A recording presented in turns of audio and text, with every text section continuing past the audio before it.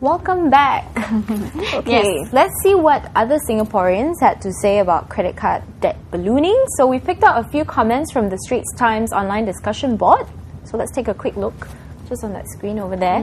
We've highlighted a few. So we had one from Singapore Boleh 1508. Yeah. And he says we should inculcate the young not to be lavish in their lifestyle because Asian countries do not have unemployment benefits and disability benefits, and in the event of an economic downturn, people will lose their jobs, etc. So it's about time to learn to be prudent. Yeah, especially for those who are in their 20s and 30s.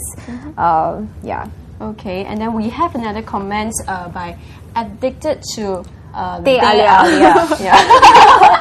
Yeah, and he or she said, it shows how irresponsible some of us are in our spending habits and living beyond our means. Yeah. And so he says, after you bought the branded goods, ate and drank merrily, and had expensive holidays, and you want help to repay your debts, and he's saying he's got little sympathy. No sympathy for this sort. Yeah, it's more like you dig your own grave. Okay. But also, here's one by Gemini58, and he says typically multi-card holders roll their payment from one bank to pay another, and that's where the problem starts. When they lose their jobs and they can't make repayment. So is that one of the top reasons, Hui-Min, for rolling the cards? Yeah, this is common among people who have too many cards. They will have to roll because probably they don't have enough to pay every month. That's why they are rolling. Okay, and of course, if they were to face with a job-related problem, you don't have to lose your job. You just need to have a pay cut. The problem will get escalate too much. I mean, yeah. Right. But your debt must be quite high then, if you can't even meet your minimum repayments, right? Let's put this again. It depends on the individual.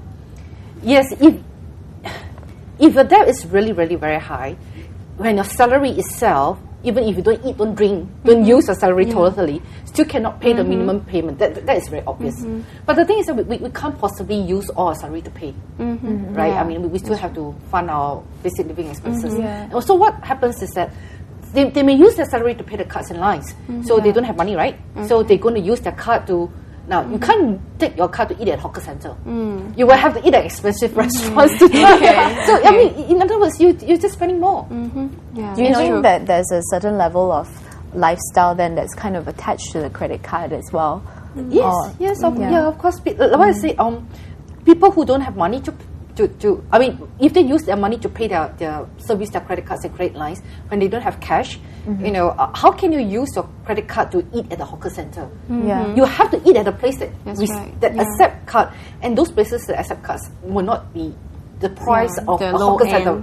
Eateries. But with the new revised rules for the credit cards, do you think 4 times of your monthly income on one card, will it solve the problem, or actually will it open the doors for more problems? You see, I think the thing is that you can have 4 months to a card if you have only one card and still don't quite get into trouble. But if you have 4 months to a card and you own 5 cards, that means it's 20 months of a salary. You see, that's a huge... so the 4-month cap, is. Well, the 4-month cap is... if you have a cap, let's say everybody cannot apply more than, let's say, 10 months of the salary. So that means you can... a credit line. Your cap is 10 months in total. That is different. That means whatever I owe is only up to 10 months my pay. But if the guideline is such that you can have up to 4 months per bank, there are easily 12 banks that can offer you credit cards in Singapore. Easily 12. And so if you have it's 48 12 months. cards with all the banks, then you find yourself in a bit of months. Okay. So from the start, for cases like people who approach CCS, you will then help them to negotiate the deals with the banks again, kind of try to help them to lower the interest rates, right? Our focus is not on interest rate. The focus is people who can't pay is most probably due to cash flow issue. In other words, this is the income, this is their living expenses. Okay, if they were to service their debt, okay, which is not enough. So they are in a dilemma. If I feed the family, I won't have enough to pay my debt because my income is only here.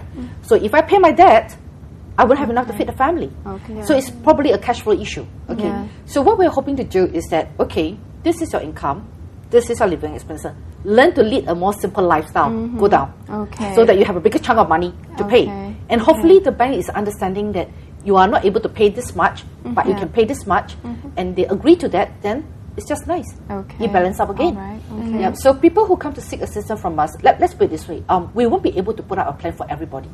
Okay.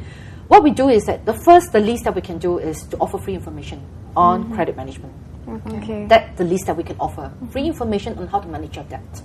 Now, if after the free information provided and the person is still at a loss or don't know what to do, then they can request for a one-to-one counselling session by submitting relevant documents to us for us to assess his financial position. Okay? And to help identify a solution to resolve the debt problem. And if, let's say, the counselling session outcome is that perhaps we can work out a plan, and he wants us to work out a plan. Two conditions. He must be suitable and he must want to.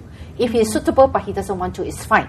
Or if he wants to but he's not suitable, then sorry, that is also not okay. All right. Okay. So if let's say he's suitable and he wants to, then we will try to work out a plan on his behalf and propose to his creditors. And hopefully the creditors, now understanding his position better, will be able to hopefully help him out by accepting his proposal, so that he can, like what I said, take care of the family and also pay back his debt at the same time. Okay. All right. So it's going to be a very lengthy process, right? All right. Okay. So we're not get into it. Let's put it this way: few people chalk up debts just like that. So you cannot expect to pay off your debt just like that. It takes time. It takes determination. It takes focus. The last thing that you want is actually to declare bankrupt. Yes. And it's not that difficult to get yourself, in that situation, because I heard that, banks can declare you a bankrupt as soon as you own them, like more than $10,000. Yeah, so that's not a lot, right? I can imagine if I go on 4 luxurious holidays, and that would be $10,000 already easily. So, but you still don't want to get yourself into that situation. Let's put it this way. First of all, I think we need to understand we are using the bank's money, right? It's our responsibility to pay back. Just like you borrow a book from the library, it's your responsibility to return on before the due date. Fair and square. All right, so we borrow people things we have to return. And of course, sometimes it's not that people do not want to return. Of course, there are some unfortunate situations that so-called make things difficult for him, But then he still can find ways. Like what I said, at least try to address the issue by seeking assistance from bodies like ourselves, and work out a plan to pay back, either through us or on his own. Okay. So is CCS looking into exploring some form of finance literacy workshops to enhance people's yes knowledge? We are exploring. One thing is that after all, it's one of our objectives to promote responsible use of credit, but we're also looking into promoting good money management skills, habits, and things like that. We are exploring, like what I mentioned, with SIAS, to see whether we can work together, to promote financial literacy.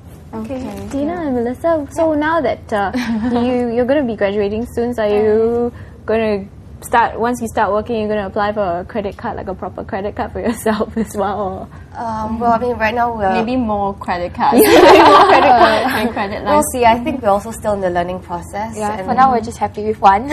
Okay. Yeah. How do you think we can make such finance literacy knowledge more relevant to our peers? The youth population?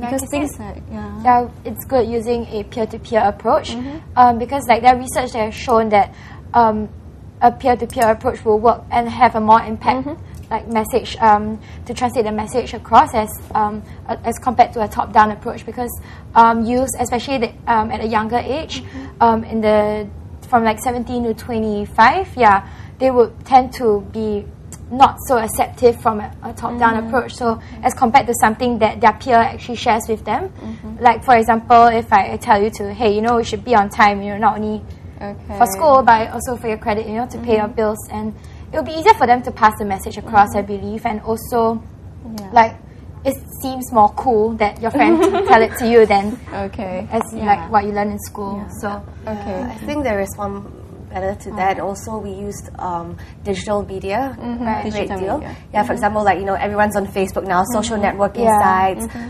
blogs, as well as Messenger and YouTube to actually spread the message of being credit smart.